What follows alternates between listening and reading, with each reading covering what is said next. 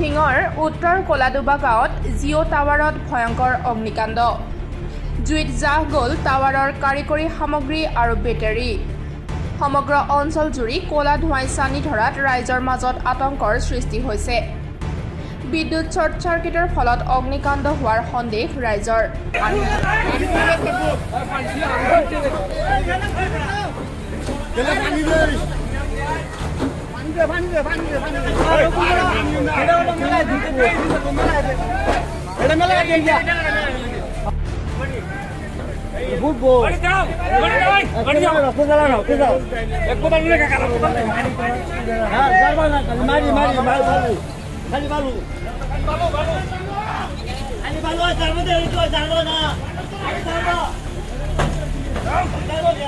Network টাৱাৰৰ খুঁটাত জুই লাগিছে। এই জুইটো কেনেকৈ সংঘটিত হৈছে কি ক'ব এই সন্দৰ্ভত আপুনি? মোৰ বোধে এইটো আপোনাৰ ইয়াতে ডিজি বেটাৰী ফুটিলে চাগে, সেইকাৰণে এনেকুৱা হৈছে।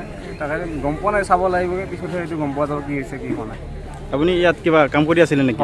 ইয়াতে মই কাম কৰা ৰাতিপুৱা কাম কৰি গ'লোহি, তো এতিয়া কি হৈছে গম পোৱা নাই ভালকৈ। এতিয়া হেৰি গ'লেহে গম পামগৈ কি হৈছে কি হোৱা নাই চালে।